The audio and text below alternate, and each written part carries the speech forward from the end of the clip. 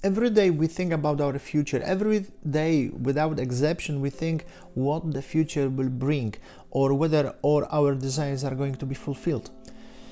This thinking about the future we can divide into two fields, into two pillars. One pillar is all our negative desires and the circumstances that we don't want to take place in the future. For example, we have done so many negative things and we don't want them to pop out, to be seen by other people.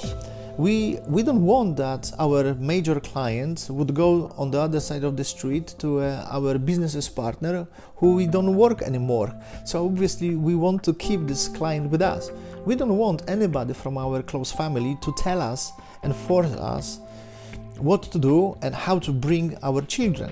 That's the thing, and that's desires we don't want to be fulfilled.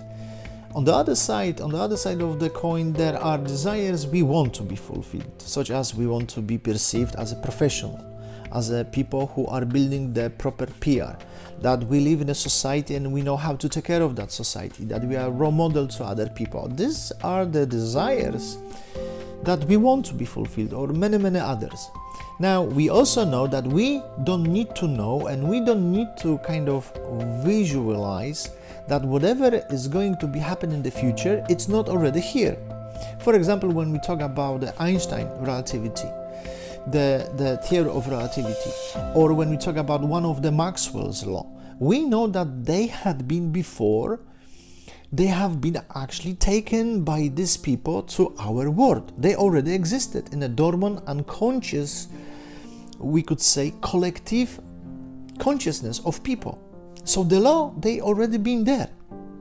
So it's the same with our desires. It's the same that we feel that even though we don't see these things, even if we don't know how to perceive them, and we cannot kind of envisage them, it doesn't mean that they are not here. It doesn't preclude that they are not here. And that is the key point. They were, of course, not here before they were found out. They were not here before they were taken from this unconscious to conscious mind to conscious reality, but they already been there. So, if you are thinking about our desires, we use the same way. We try to use the same structure. Meaning, if we have a desire that I am now, right now, skiing in Switzerland, or I am in Mexico walking on the beach, because this is my desire, the science confirm that yes, our thoughts, our emotions, our desires, they already have prepared the way to be manifested. So what are we going to do? Now we believe that there is no past, no present, and no future. Everything is at once. We know that in this collective consciousness, there is no time, there is no movement, there is no space. Everything is here right now. So if we can take anything from the future and we can draw this future here, this is what we want to accomplish. This is our aim. Therefore, we pray, we meditate, we kind of try to visualize things, or we live in the way that this already has manifested. We live in the way that we think about it, it is already here. But following that idea, we also know that it doesn't mean that there is no more desires. On one side, there are desires that we want to be fulfilled, but from the another side, we also feel that there is subconscious and there is a potential that we are interested in so much. We want to take this subconscious mind, we want to take whatever that is, 95, 97, 98% what is not fulfilled, because we have this desire. We have huge desire to reach our potential, but we cannot grasp this potential. So we do everything what we can to take this potential, like this Maxwell law, like this theory of relativity. We do it. We want to take as these people and draw them to 1/10 of 1%.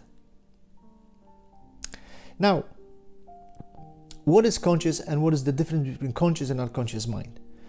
Unconscious mind is a place that it's no fragmentation, that is limitless, that everything is possible. Once we understand what we want, once we see the future and we see ourselves in the future and how this future should be like, what we do, we really take what is in subconscious, we really take what is in our potential and we take to our world, to use, to have whatever we want to have. And that is the paradox.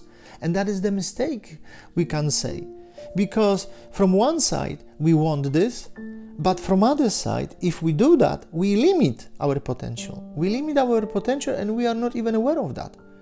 So, and that's what we do, because when we look what is happening around the world right now, when we look at this, and when we look at all the issues, it is true, because there is one law following another law, one rule following another rule, which are supposed to help us. But why they don't?